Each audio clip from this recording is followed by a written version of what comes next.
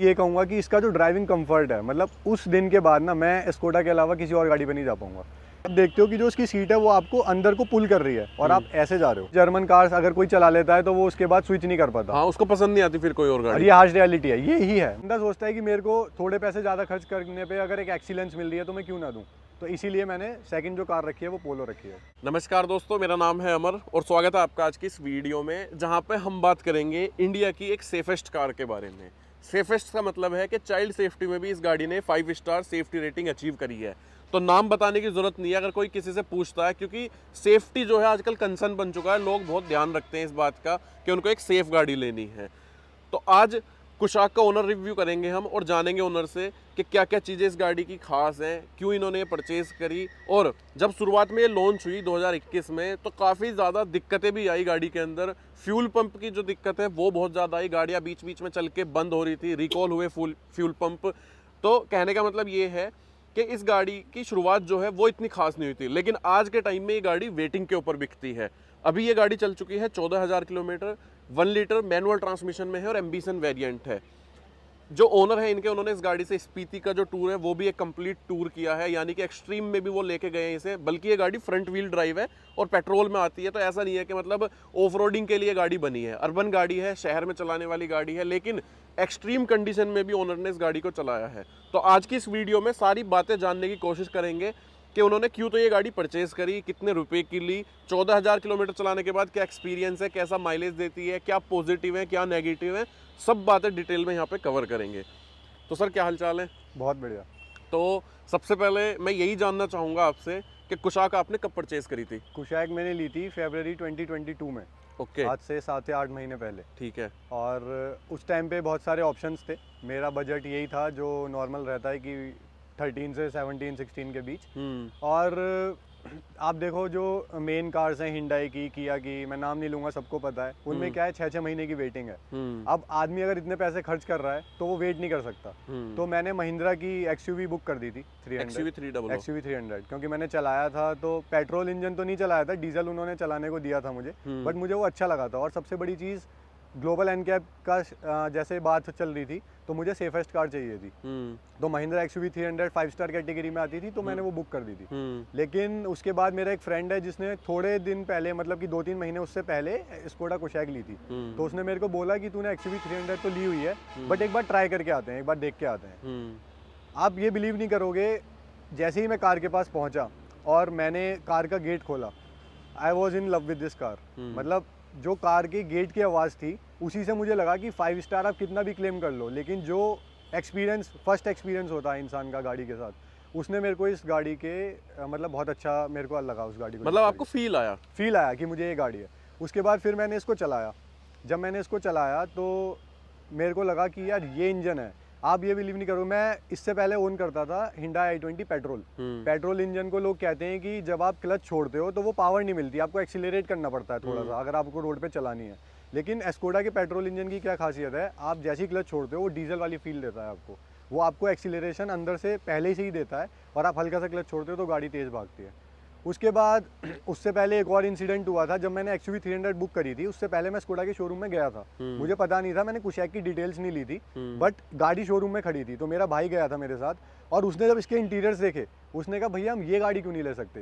तो जो first thought मेरे माइंड में आया था स्कोडा की सर्विस सेल्स। सब लोगों ने ये कहा है कि स्कोडा की जो सर्विस है वो आपको रुला देगी, जर्मन कार्स की सर्विस जो है जो आपको रुला देती हैं। तो वो एक रीज़न था, उस बेसिस पे मैंने स्कोडा कुशाक को नेग्लेक्ट कर दिया था। लेकिन जब मैंने इसके बारे में देखा, जो मैंने ब्राइट स्कोडा मेरठ से ली थी, वहाँ के जो सेल्स रिप्रेजेंटेटिव्स हैं उन्होंने मेरे को अच्छे से समझाया कि जो अब ये स्कोडा कुशाक है वो मेक इन इंडिया है और जो सारे जो आपके स्पेयर पार्ट्स हैं वो हिंडाई और किया के मुकाबले आ गए हैं। तो जब ये चीज़ें कंसीडर करी और मैंने स्कोडा कुशाक चलाई, उस टाइम पे मुझे लगा कि वैल्यू फॉर मनी कार है मेरे लिए। तो डेट्स वाई कि मैंने फरवरी 2020 में ये एक बहुत ही फॉर्चुनेट डिसीजन लिया और मैं आज भी उस डिसीजन से खुश हूँ कि मैंने स्कोडा कुशाक बाय। तो ऑन रोड कितने की ली थी आपने तब? ये ऑन रोड ये मुझे पड़ी थी अराउंड 14.4 की, मुझे ईयर डिस्काउंट मिल गया था। मतलब ये मैन्युफैक्चर 2021 थी 21 की थी। तो कितना डिस्काउंट मिला था? मुझे आप ये मान लो 1 से 1.5 लाख का डिस्काउंट मिल गया था। 1 और 1.5 के बीच में। हाँ। तो मतलब बेहतरीन डील उठाई बहुत आपने। ही डील, अच्छी डील उठाई। और दूसरी बात 2021 में एक फ़ायदा था, जो 20 सेमीकंडक्टर की शॉर्टेज की वजह से 2021 वर्जन्स में आपके जो ORVMs हैं वो फोल्डेबल थे। हाँ। और 2022 में वो हटा दिए थे। हाँ। तो मुझे दोनों चीज़ मिल रही है, मुझे फीचर्स भी मिल रहा है, मुझे डिस्काउंट भी मिल रहा है, तो मैं क्यों ना लूँ। सही बात है। हाँ, अभी जो ये ORVMs हैं ये अपने हाँ। की से फोल्ड नहीं होते, Right. नॉन फोल्ड होते। 2 महीने बाद भी अगर कोई उठाता है 2022 वेरिएंट तो मोटा डिस्काउंट उनको भी मिलेगा। हाँ बिल्कुल। मतलब ये एक तरीका होता है। हाँ। लेकिन आजकल क्या है कि वेटिंग पे चली गई। पहले तो ये था कि नई थी, हाँ। इजीली खड़ी हुई स्टॉक में मिल जाती थी। अच्छा, अब मुझे ये बताओ, जैसा आपने बोला कि जब आपने डोर खोला तो हाँ। फील आई, हाँ तो मतलब क्या इंडियंस फील पे ज्यादा जाते हैं या जो पेपर्स पे लिखा होता है उस पे ज्यादा जाते हैं? देखो, इंडियंस जो मैंने एनालिसिस किया है, पता नहीं ये बिटर ट्रूथ है या क्या है, इंडियंस जाते हैं आपके माइलेज पे, जो मैंने देखा है आजकल। उनको क्या चाहिए, अगर आप 4 स्टार गाड़ी दे दो और माइलेज दे दो 20 का, एज कम्पेयर टू 5 स्टार गाड़ी दे दो और माइलेज दे दो 16-17 का, तो वो 4 स्टार पे चले जाएंगे। लेकिन एक्चुअल क्या है, जब आपकी गाड़ी कहीं लगती है तो वो 5 स्टार 1 स्टार ही आपके काम आता है। जो आपने पैसे बचाए हैं ना माइलेज में, वो सारा वहाँ पे काम आ जाता है। बिकॉज इंडियन कंडीशंस रोड्स में आप सेफ चला रहे हो, लेकिन आपको नहीं पता कौन कहाँ से टक्कर मार दे। और ग्लोबल एनकैप पे इसलिए फोकस कर रहा हूँ कि जब मैंने कुशियाक ली थी तब इसकी रेटिंग नहीं आई थी।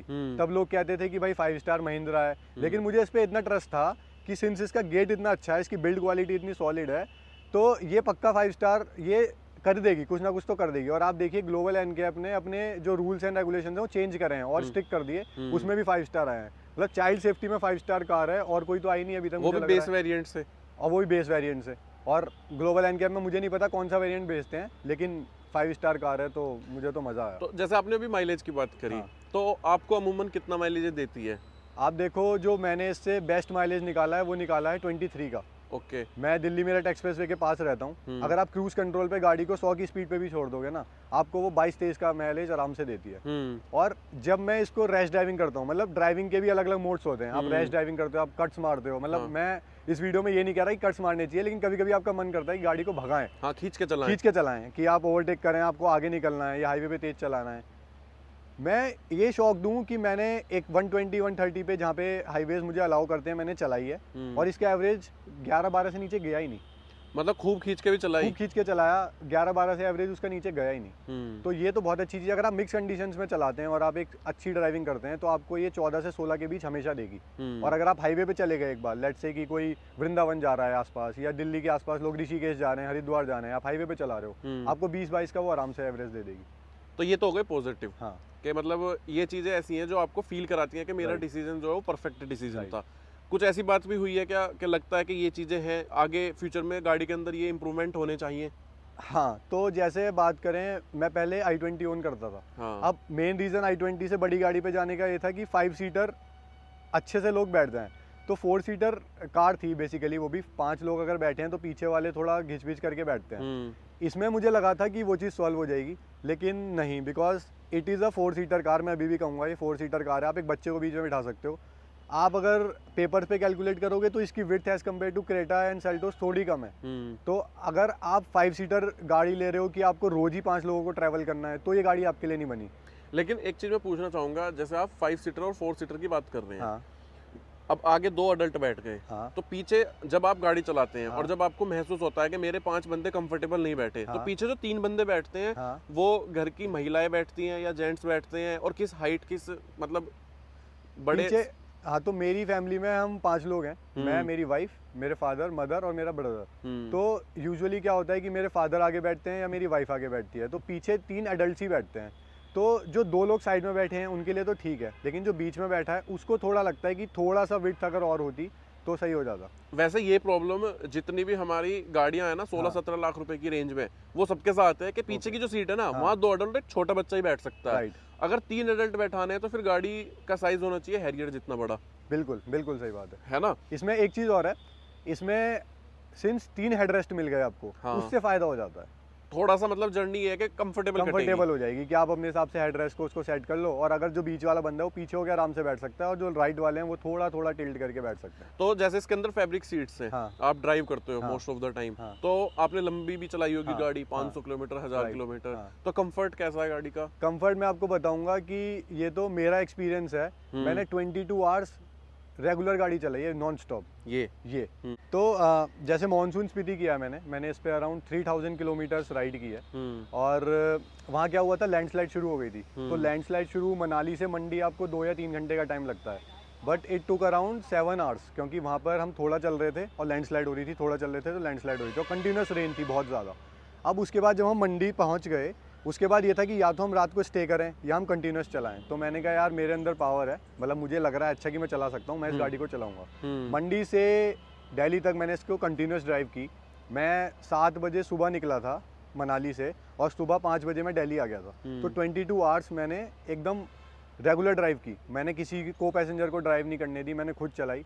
और मैं ये कहूँगा कि इसका जो ड्राइविंग कंफर्ट है, मतलब उस दिन के बाद ना मैं स्कोडा के अलावा किसी और गाड़ी पे नहीं जा पाऊँगा, क्योंकि पहले i20 थी, मैंने और गाड़ियाँ भी चलाई हैं, 4-5 घंटे में मुझे नींद आने लगती थी, मुझे लगता था कि यार मुझे रेस्ट चाहिए। बट स्कोडा का जो ड्राइविंग कंफर्ट है, अगर आप सीट पे बैठोगे ना, आप स्पीड दोगे, आप देखते हो कि जो उसकी सीट है वो आपको अंदर को पुल कर रही है और आप ऐसे जा रहे हो।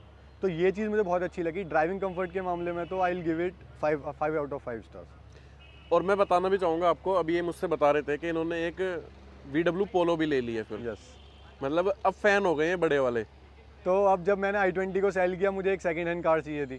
मैंने बहुत सारे ऑप्शंस देखे, 4-5 लाख की रेंज में आपको गाड़ियाँ मिल जाती हैं, टियागो, आपकी i10, i20, बट मेरे को वो फील नहीं आया। जब मैंने कुशैक के बाद जब मैंने पोलो चलाई, मैंने कहा यार यही गाड़ी है, वो स्टीयरिंग, वो कंफर्ट, वो फॉक्सवैगन स्कोडा वाला। ये आपने सुना होगा कि जर्मन कार्स अगर कोई चला लेता है तो वो उसके बाद स्विच नहीं कर पाता। हाँ, उसको पसंद नहीं आती फिर कोई और और गाड़ी। ये हार्श रियलिटी है, ये ही है। मतलब अगर आपने एक बार चला लिया, जो ड्राइविंग कंफर्ट, बंदा सोचता है कि मेरे को थोड़े पैसे ज़्यादा खर्च करने पे अगर एक एक्सीलेंस मिल रही है तो मैं क्यों ना दूँ। तो इसीलिए मैंने सेकंड जो कार रखी है वो पोलो रखी है। तो एक बात बताओ, जब आप स्पीति गए, आपने वहाँ पे इसको एक्सट्रीम कंडीशन में भी चलाया, आप बता रहे थे पानी के अंदर भी चलाया गाड़ी को। तो कहने का मतलब ये है कि ऑफ रोडिंग करी आपने। बिल्कुल। तो एक जैसी नॉर्मल ऑफ रोडिंग वो थी, उस दौरान क्या लगा गाड़ी में, मतलब दम है या कुछ लैग फील हुआ, या मतलब उम्मीद नहीं थी कि यार मेरी गाड़ी निकल जाएगी, निकल गई? नहीं, तो जब स्टार्टिंग से जब से मैंने ये गाड़ी ली थी, सिंस मैं माउंटेन्स पे जाता रहता हूँ, तो मुझे था कि मुझे इसको पहाड़ों पे लेके जाना है। और जैसे ही हमारा स्पीति का ट्रैक बना, तो स्पीति तो पूरा आपका ये मान लीजिए कि ऑफ रोड के लिए ही मशहूर है। वहाँ पर चंद्रताल से जब आप जाएंगे तो रिवर बेड है, और वहाँ क्या है, मानसून जो टेम्परेचर है, वेदर है, वो एकदम से कम होता है। चंद्रताल में जब मैं गया था तो मॉर्निंग टेम्परेचर 3 डिग्री सेल्सियस था। और पहली बार मैंने इसकी जो छत है उस पर आइस जमी हुई देखी, इसकी जो आपका विंड जो ग्लास है उस पर आइस जमी हुई थी। और जब मैंने गाड़ी को स्टार्ट किया, अंदर से इंडिकेटर आया कि outside temperature is 4 degree Celsius, तो आप इंजन को आइडल रखिए, थोड़ी देर चलाइए। तो अब मैं ये बोलना चाह रहा हूँ कि आप ये देखिए, इस गाड़ी को इतना ट्यून किया हुआ है कि किसी भी वेदर में परसिस्ट कर सकती है, सर्वाइव कर सकती है। बात करते हैं अगर आप ऑफ रोडिंग की, तो ऑफ रोडिंग में कहीं भी मुझे ये फील नहीं हुआ कि मेरे पास रियर व्हील ड्राइव होनी चाहिए थी। इसका अगर आप MTC ऑफ करते हैं और आप इसको किसी भी ऑफ रोड में ले जाते हैं, लाइक चंद्रताल के पास जो भी आपका एरिया है वो रिवर बेड है, वो रिवर बेड के अंदर आप गाड़ी चलाते हो और विंटर्स में वो बंद हो जाता है क्योंकि वहाँ स्नो होती है और वो एरिया बंद कर देते हैं। मुझे कहीं भी ये फील नहीं हुआ कि मेरे को ज़्यादा पावर चाहिए थी। मुझे ये भी फील नहीं हुआ कि काश मेरे पास 1.5 लीटर होती, बिकॉज और गाड़ियाँ भी मैंने चलाई हैं। जिस हिसाब से आप इसे ऑफ रोडिंग करते हो, आई थिंक ऑफ रोडिंग में ही ठीक है। एक और चीज़ जो मैं इसकी बताऊंगा, इसका ग्राउंड क्लियरेंस अगर आप देखेंगे, इसका 188 mm है जो कंपनी कहती है, और ये सफिशिएंट है। बहुत सारे नाले आए थे जिसमें गाड़ियाँ रुक रही थी, उसमें आराम से चली गई थी। अगर 10 mm थोड़ा और बढ़ा दें, जैसे आप नेक्सॉन की बात करें, उसका 205 mm है, 209 है सॉरी, तो अगर 10 mm और बढ़ा दें तो फिर ये तो मतलब भागी चली जाएगी। वैसे इतना फर्क नहीं पड़ता क्योंकि 25 mm में 1 इंच होता है। ओके, हाँ एग्जैक्टली, है ना। तो अगर 10 mm बढ़ भी जाए तो आधा इंच क्या ही। लेकिन जब पत्थर रहते हैं, जो पहाड़ों के पत्थर लेकिन रहते हैं, मैं ये कह रहा हूँ कि फिर वो उतनी स्टेबल भी तो है। हाँ, ये बात है, ये बात मैं आपकी मानता हूँ। ग्राउंड क्लियरेंस अगर बढ़ेगा तो फिर स्टेबिलिटी जाएगी। ग्राउंड क्लियरेंस कम है तो अब स्पीड की बात करें, मैंने इसको 180 तक भी भगाया है। तो 180 पे जब ये जा रही थी तब ये ग्राउंड से चिपक के चल रही थी। अगर इसका ग्राउंड क्लियरेंस बढ़ा देते तो मे भी हो सकता है डिसबैलेंस होती या ये होती। तो कंपनी ने प्योर ऑफ रोड नहीं कहा इसे, कंपनी ने तो नहीं, ये तो है ही अर्बन गाड़ी, राइट। वो हमारी मर्जी है कि हम इसको लद्दाख में भी कहीं नदी में उतार दें, बिल्कुल, या हम कहीं भी उतार दें इसको कीचड़ में। पर हाँ, ये है कि आसानी से हार नहीं मानने की। अगर किसी ने 13-14 लाख रुपए खर्च करे हैं तो उसे घुमा के लाएगी पहाड़ों पे अच्छे से। लोग लेते ही स्पीति चले जाते हैं इसको लेने, इसको मतलब एक्सप्लोर करने के लिए चीज़ है। और मैं जयपुर भी गया था, मैं स्पीति भी गया, मतलब पहाड़ों पे मैंने चलाई। मैं आपसे ये कहूँगा कि अगर आप ये गाड़ी ओन करते हुए आप ले रहे हो और आप इसे रोड पे चला रहे हो, आप एक बार पहाड़ों पे भी लेके जाना, वो आपको अलग ही एक्सपीरियंस देती है। क्योंकि जो इसका टर्निंग रेडियस है, आप देखो, जब आप पहाड़ों पे गाड़ियाँ मोड़ते हो, आप उस वाइट लाइन को फॉलो करते हो। मोस्ट मोस्ट कार्स में क्या होता है, आपको लगता है कि यार ये तो पहाड़ में ना चली जाए या ऐसे हो जाए, लेकिन वो नहीं है। इसका स्टीयरिंग इतना लाइट है और ये उस पाथ को फॉलो करती है। टर्निंग रेडियस इतना अच्छा है कि आप जैसे पहाड़ जा रहे हैं आप वैसे ही उसको फॉलो करोगे। ठीक है, अभी आपने बताया कि 180 पे आपने भगाई, तो 180 तो खैर चलो एक एक्सट्रीम हो गया, हमारे जो यहाँ की लिमिटेशन है उससे भी बहुत ऊपर हो गया। वैसे आपको क्या फील होता है कि हाँ गाड़ी की पकड़ बढ़िया है? गाड़ी की पकड़, स्टीयरिंग का फीडबैक कैसा उस टाइम का? स्टीयरिंग बहुत ही बैलेंस्ड है। मतलब और कार्स में मैंने क्या देखा है कि आप जैसे आप i20 चला रहे थे, मैं सीधा कंपेयर करूंगा उससे, i20 का स्टीयरिंग 130-40 की स्पीड पे और इसमें क्या फर्क आपको महसूस हुआ? i20 एज कम्पेयर टू जैसे i20 चलाते हैं हैचबैक में, फिर आप कंपेयर करते हो उसका बलिनो से और कार से, तो उन मामलों में i20 बहुत अच्छी कार है। वो बैलेंस्ड रहती है, 120-130 पे बहुत अच्छी चलती है। लेकिन जहाँ वो अपनी लिमिट के पास आ जाती है 140, 135, तब वो थोड़ी वाइब्रेट करने लगती है और तब ऐसा लगता है कि यार अगर कोई गलती हुई तो मे भी हो सकता है कोई एक्सीडेंट हो जाए। बट कुशैक के साथ क्या है, 140, 150 पे भी लगता है कि पावर है इसमें भी। और जब मैंने 160, 150 पे चलाई तब मुझे ये लग रहा था कि यार मतलब मुझे फील ही नहीं हो रहा था कि बाहर इतनी स्पीड है। मैं जो मेरे साथ को पैसेंजर्स होते हैं, कभी मेरी वाइफ जाती है और मैं एक्सप्रेस वे पे जो लिमिट है उसके अंडर चलाता हूँ 120, 110, तो मैं पूछता हूँ कि आप बताओ बाहर कितनी स्पीड है, तो उनको पता ही नहीं लगता। वो कहते हैं कि इसमें इतनी स्टेबिलिटी है, कोई वाइब्रेशन नहीं है, हमें पता ही नहीं लग रहा कि बाहर कितनी स्पीड है। ठीक है, अब मुझे एक बात बताओ कि गाड़ी के अंदर एक कमी बहुत ज़्यादा आई थी कि 1 लीटर है, तो एसी की परफॉर्मेंस उतनी बेहतरीन नहीं है, तो वो चीज़ आपको भी फील हुई? एसी की परफॉर्मेंस मुझे इतनी फील नहीं हुई, क्योंकि मैं हमेशा गाड़ी के एसी को 23-24 से नीचे लेके नहीं जाता। तो थोड़ा तो लैग मुझे लगा है इसमें कि एसी इतना ठंडा नहीं करता जितना करना चाहिए था। बिकॉज मैंने और स्कोडा कार्स में जब मैं बैठा हूँ, ऑक्टेविया में मैं बैठा हूँ, मेरे या भी आप पोलो भी चला रहे हो, या मैं पोलो चला रहा हूँ, तो उनके एसी में मेरे को लगता है कि थोड़ा सा लैग है, मतलब उतना ठंडा नहीं करता। लेकिन जब आप उसको मतलब मैं उसको थोड़ा और नीचे लेके जाता हूँ 23-22 पे, तो मुझे लगता है कि ये चलो थोड़ा ठीक ठंडा कर रहा है। बट अभी मैंने उस कंडीशन में से टेस्ट नहीं किया, क्योंकि मैंने गाड़ी जब ली थी तो उतनी गर्मियों में मैंने कोई बड़ी ड्राइव नहीं की, तो मुझे इसका भी आइडिया नहीं है कि एसी कैसा इसका वो कर रहा है। लेकिन अभी के हिसाब से जो मैं चला रहा हूँ मेरे को सेटिस्फाइड लग रहा है, मतलब मैं कन्विंस्ड हूँ इसके एसी से। तो एक चीज़ बताओ कि ये सब बातें तो हो गई गाड़ी की मतलब नॉर्मल चीज़ें, म्यूज़िक सिस्टम के बारे में बताओ। म्यूजिक सिस्टम इसका बात करें, इंफोटेनमेंट आप पूरा ओवरऑल बात करें तो इसका स्टीयरिंग आई कैचिंग है। आप जब इसका स्टीयरिंग देखोगे 2 स्पोक रिम्स वाला, वो बहुत ही प्रीमियम फील करता है। स्लाइडर्स बहुत अच्छे हैं। म्यूजिक सिस्टम की आप बात करो, 10 इंच की स्क्रीन मिल रही है मुझे, एप्पल कारप्ले, वायरलेस है, सब कुछ है। म्यूजिक सिस्टम इसका बहुत अच्छा है, मतलब आप अगर डिसेंट है, आप अगर ज़्यादा बेसी लवर नहीं हो तो डिसेंट है। अगर आप बेसी लवर हो तो आप एक्सटर्नल एम्पलीफायर स्विच का सेट करवा सकते हो। स्टाइल मॉडल में वो देते हैं अंडर सी जो बैक सीट स्पेयर व्हील के नीचे लगता है, तो मेरे को वो नहीं मिला, तो मैंने को पैसेंजर की सीट के नीचे एम्पलीफायर लगवाया है आफ्टर मार्केट। और म्यूजिक क्वालिटी तो बहुत औसम है, मतलब आपको एक बड़ी बाल्टी जो लोग लगाते हैं उसकी जरूरत नहीं है। म्यूजिक सिस्टम तो ओवरऑल बहुत अच्छा है इसका। और इसके हेडलाइट की परफॉर्मेंस, हेडलाइट की बात करें तो सिंस एम्बिशन मॉडल में ये प्रोजेक्टर हेडलैम्प्स देते हैं, कॉर्नरिंग हेडलैम्प्स देते हैं। तो कॉर्नरिंग का तो बेस्ट फीचर जो वो है वो पहाड़ों पे ही है, मतलब पहाड़ों पे आप लेफ्ट टर्न कर रहे हो, राइट टर्न कर रहे हो, आपको बहुत ज़्यादा विजिबिलिटी मिल जाती है और ये बहुत ही अच्छे से काम करता है। रही बात इसकी प्रोजेक्टर हेडलैम्प्स की, इनका थ्रो बहुत अच्छा है, मतलब मैं हाईवेज पे जाता हूँ, बीम को आप हाई लो सेट कर सकते हो साइड बटन से, और जो थ्रो है वो बहुत ही अच्छा है, वाइट लाइट है और परफेक्ट चलती हैं। एक लिमिटेशन जो मुझे इसमें लगी, जो इसके DRLs हैं उनमें इंडिकेटर का वो नहीं आता, स्विच नहीं आता, मतलब जो आपके इंडिकेटर्स हैं वो बल्ब्स हैं। मुझे लगा था कि ये जो DRLs LED जो है LED ग्लो करते हैं, जैसे हैरियर में, सफारी में आते हैं। बट ठीक है, आफ्टर मार्केट अगर ये आ जाएगा थोड़े टाइम में तो मैं वो स्विच करवा लूँगा और उसके बाद फिर ये बहुत ही अच्छा लगेगा। और DRLs तो इसके जैसे आप देखो, अगर दिन में गाड़ी चलती है और DRLs चलते हैं तो बहुत ही अमेजिंग लुक देते हैं। तो हेडलाइट से तो मैं कंप्लीटली सेटिस्फाइड। अच्छा एक बात और बताओ, जैसा आपने ये कलर लिया है तो मेंटेन करना ये कलर आसान है या नहीं है? स्कोडा के कलर क्वालिटी आप बात करो, आप कंपेयर कर लेना वाइट कलर स्कोडा का किसी भी से, तो आपको कंपेयर इजीली हो जाएगा। ये तो यूनिक कलर है तो आप इसे कंपेयर नहीं कर सकते, लेकिन जो ये हनी ऑरेंज कलर है ये सिग्नेचर कलर है इसका। आप और कार्स में देख लीजिए, जो ये कलर आता है वो फेड होने लगता है टाइम टू टाइम, लेकिन मेरे को 8 महीने हो गए और आप सिरेमिक कोटिंग कराना चाहो तो आप करा सकते हो, ये आपके ऊपर है। लेकिन मैं इस कलर से कम्प्लीटली सेटिस्फाइड हूँ। जैसे अगर आपको हल्का सा भी गंदा भी लग रहा होगा, आप इस पर एक बार पानी मारोगे ये ग्लो करेगा, और ये ग्लो करता है, रात में भी अच्छा लगता है। जैसे ब्लैक कलर्स गाड़ियों में लोग का ये मिथ है कि वो एक्सीडेंट्स ज़्यादा होते हैं कि रात को विजिबिलिटी नहीं होती, वो नहीं है, लेकिन इसकी विजिबिलिटी बहुत अच्छी है और दिन में भी ये बहुत अच्छा ग्लो करता है सन के सामने। तो मोटा मोटा आप कह रहे हो कि पेंट क्वालिटी स्कोडा की टॉप नॉच है, उसका मुकाबला नहीं है अभी इंडिया में। ठीक है, तो दोस्तों ये आज एक कंप्लीट यहाँ पे ओनरशिप रिव्यू था, जिसके अंदर मैंने कोशिश करी है खुरीद के ओनर से पूछा जाए कि गाड़ी के अंदर क्या कमी है क्या नहीं है, सारी बातें यहाँ पे डिटेल में कवर करी हैं। अगर आप स्कोडा कुशाक 1 लीटर का माइलेज टेस्ट भी देखना चाहते हैं टैंक टू टैंक, तो ऑलरेडी मैंने कर रखा है। डिस्क्रिप्शन बॉक्स में आपको उसका लिंक दे दूंगा, आप वहाँ से जाके देख सकते हैं।